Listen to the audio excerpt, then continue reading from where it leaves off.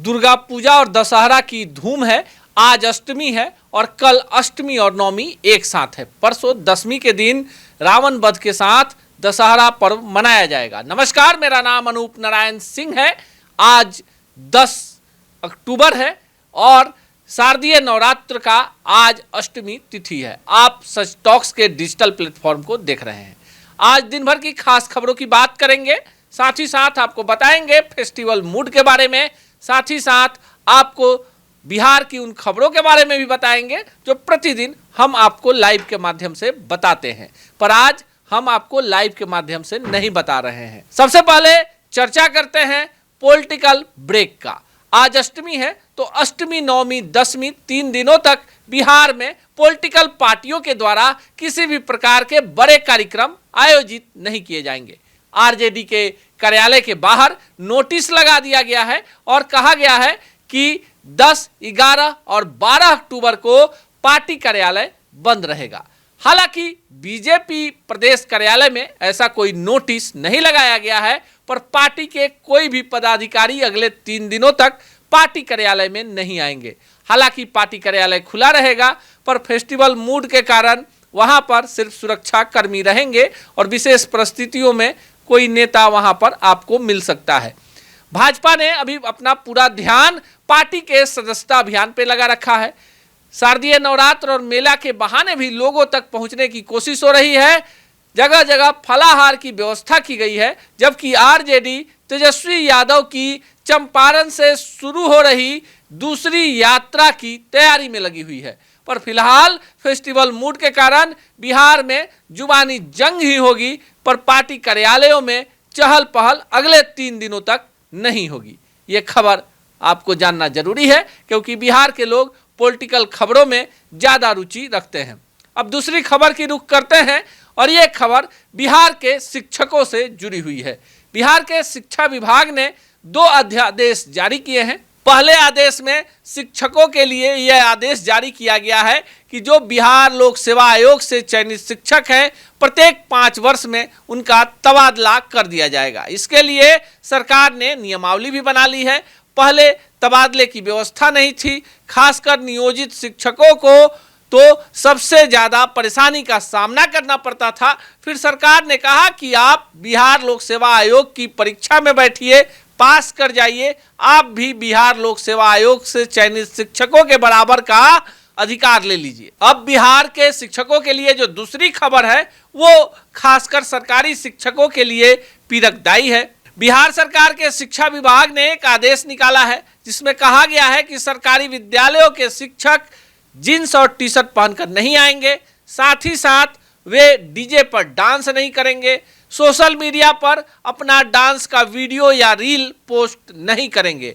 अगर इन सब चीज़ों को सरकारी शिक्षक फॉलो नहीं करते हैं तो उनके खिलाफ विभागीय कार्रवाई की जाएगी और ऐसे में उनके नौकरी पर भी खतरा उत्पन्न हो सकता है।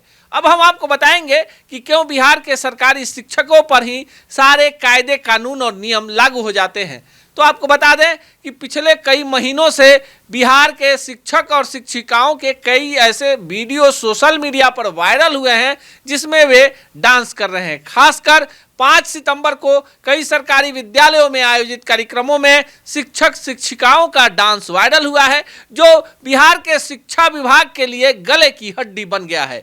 और इसी को देखते हुए शिक्षा विभाग ने अब कड़ा कानून भी बना दिया है कि ऐसे लोगों के लिए अब कड़ा से कड़ा कदम उठाया जाएगा। और ड्रेस देखिए, पहनना, खाना, ये सब एक संवैधानिक चीज़ है और सबको अधिकार है अपने पसंद की चीज़ों को खाने पहनने का। लेकिन अब पहली बार बिहार के सरकारी विद्यालयों में ड्रेस कोड होगा, यानी जींस पैंट और टी-शर्ट पहनकर रफ टफ बनकर गुरुजी विद्यालय नहीं जाएंगे, उन्हें सामान्य कपड़े पहनने पड़ेंगे। क्योंकि इसके पीछे दलील दी जा रही है कि जो गुरु होता है, जो शिक्षक होता है, उसका प्रभाव बच्चों के दिमाग पर सबसे ज़्यादा पड़ता है। ये खबर भी काफ़ी इम्पोर्टेंट है और इसे जानना आपको जरूरी है। इससे पहले बिहार के शिक्षकों पर कई सारे ऐसे तुगलकी फरमान जारी हुए थे। जिस समय के पाठक जो बिहार शिक्षा विभाग के निदेशक थे, प्रमुख थे, उस समय कई सारे ऐसे नियम कानून बने जिस पर काफ़ी विवाद हुआ। पर अगर बिहार की सरकारी शिक्षा को पटरी पर लाने का इतिहास लिखा जाएगा तो पाठक जी का नाम सबसे ऊपर होगा। हालांकि अभी इस पर कोई बड़ी प्रतिक्रिया नहीं आई है, पर शिक्षकों के बहाने विपक्ष दशहरे के बाद बड़े जन आंदोलन की तैयारी कर सकता है। ये खबर भी जानना आपको जरूरी है। अब इसके बाद अगली खबर की तरफ बढ़ते हैं। ये खबर एक बड़े हादसे से जुड़ा है। हालांकि हादसा ट्रेन ड्राइवर के मुस्तैदी के कारण नहीं हो पाया। पटना गया रेलखंड पर बेलागंज के पास किसी ने रेलवे ट्रैक पर बड़ा पत्थर रख दिया था, पर ड्राइवर को दूर से ये पत्थर नजर आ गया और उन्होंने इमरजेंसी ब्रेक लगाकर एक बड़ी दुर्घटना होने से बचा लिया। अब इस खबर में एक दुर्घटना नहीं हुई या किसी ने पत्थर रख दिया, ये खबर नहीं है। आजकल देश में एक ऐसा तंत्र, एक ऐसी विचारधारा पनपी है जो इस तरह की गतिविधियों को बढ़ावा दे रही है। सोशल मीडिया पर बढ़ी धमक ने लोगों को जागरूक किया है, पर सोशल मीडिया के माध्यम से ही कुछ लोग राष्ट्र विरोधी गतिविधियों को बढ़ावा दे रहे हैं। आपकी और हमारी सोच राजनीतिक रूप से समान नहीं हो सकती। आप किसी दल या नेता के समर्थक हो सकते हैं और हम किसी दूसरे के, पर जहां राष्ट्र की बात आती है, राष्ट्रीय परिसंपत्तियों की बात आती है, लोगों के जान माल के सुरक्षा की बात आती है, वहां पूरा देश एक है। ऐसे में कोई विचारधारा देश को तोड़ने, देश में हिंसक गतिविधियों को बढ़ावा देने, ट्रेन एक्सीडेंट कराने जैसी गतिविधियों में लिप्त है तो उनके खिलाफ कठोर से कठोर कार्रवाई होनी चाहिए। अब अगली खबर की तरफ बढ़ते हैं और आपको बताते हैं कि राजधानी पटना में कल यानी 11 तारीख को अष्टमी और नवमी की धूम रहेगी। पटना के तमाम पूजा पंडालों में सुबह से ही कई विशेष पूजा का आयोजन किया गया है। कुंवारी कन्याओं का भोजन होगा, उसके बाद लोग माता रानी को खोइछा देंगे। इन तमाम चीज़ों को देखते हुए सुबह से ही पूजा पंडालों में पुलिस की मुस्तैदी होगी। हालांकि रात में मेले को देखते हुए पहले ही सरकार ने पुख्ता इंतजाम कर रखे हैं। बावजूद इसके अगर आप भीड़ भाड़ वाले इलाके में जाते हैं तो पूरी तरह से सचेत रहें, किसी भी प्रकार के अफवाह का शिकार नहीं बने, भगदड़ की स्थिति में भी संयम बरतें। सोशल मीडिया पर किसी भी प्रकार के पोस्ट डालने से पहले 100 बार सोचें, पहले उसके फैक्ट की चेक कर लें कि जो खबर या पोस्ट आप डाल रहे हैं वो कहीं ना कहीं पहले से प्रायोजित नहीं हो या लोगों को भड़काने वाला नहीं हो। सच टॉक्स की पूरी टीम की तरफ से शारदीय नवरात्र की आप तमाम दर्शकों को ढेर सारी शुभकामनाएं।